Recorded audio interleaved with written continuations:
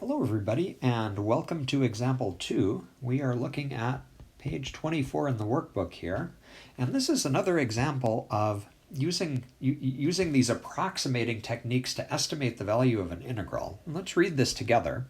So they're telling us that the growth rate of a city is given by the function f of t equals 1 over 1 plus ln of t plus 1,000 people per year, where t is the number of years after 2010.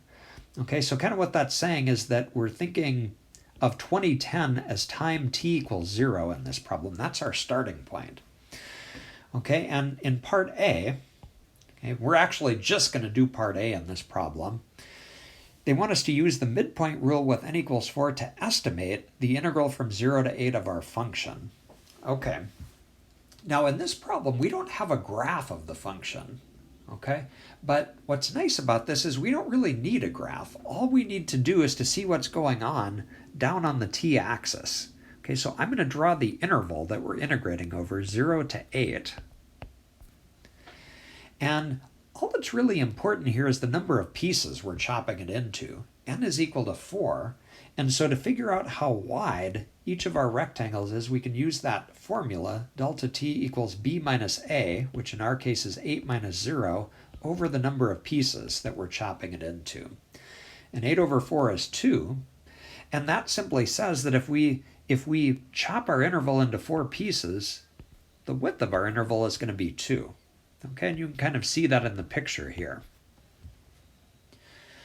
All right, now because it's the midpoint rule that we're doing, remember that the numbers that we're going to be substituting into our function are the midpoints. Okay, so let's see if we can use the picture to figure out what the midpoints are. What number would be halfway between 0 and 2? Well, it would be 1. And what about halfway between 2 and 4? That's going to be 3. Okay, and then 5 and then 7. So those are the 4 numbers that we're going to plug into our function when we calculate using the midpoint rule. Okay, and I think we're ready to write down the formula.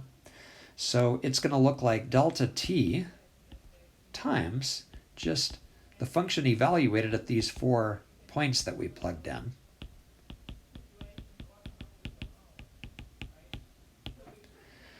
Okay, and I think I'm going to do one more step immediately just so that we don't have to write so much. Delta t, we know, has the value of 2, so I'm going to write 2 instead of delta t there. Okay, so what's left to do then is to take these numbers and substitute them into our function. We can start with f of 1 here. Okay, so f of 1 just is asking us to take the number 1 and substitute it into our function up here. So if we do that, we're going to get 1 over 1 plus ln of 1 plus 1, which is 2. Okay, and then we move over to f of 3 and do the same thing. So if you substitute 3 into the function, you're going to get 1 over 1 plus ln of 3 plus 1, which is 4, and so on.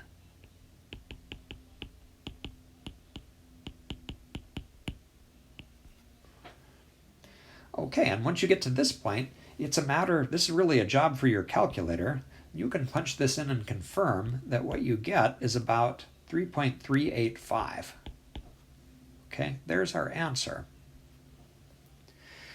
Okay, now they didn't ask us to do this in this problem, but I would like to add a question to the end of this. What does this number mean?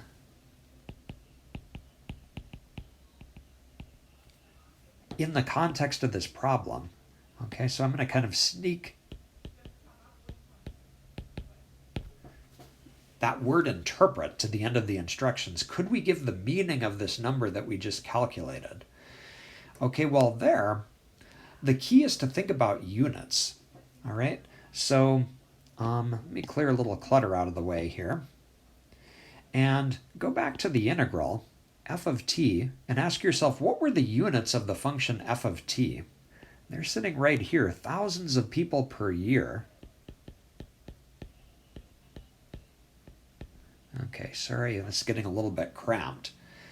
And then the dt that we're multiplying by, what are the units that t is being measured in?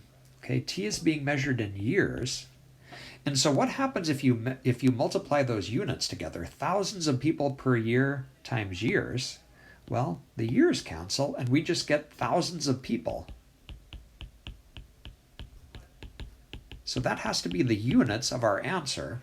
And what are we measuring? If we measure something in thousands of people, you can think of this as a change in population. We have measured the change in population over the time interval between 0 and 8. Those are our limits of integration. Okay, so in words, we might say the following here. Okay, between t equals 0 and t equals 8, and remember, t equals 0 is 2010, so that's like saying between 2010 and 2018.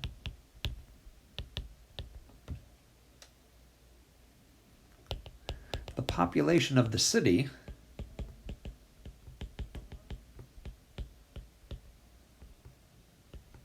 grows by about 3.385 thousand people.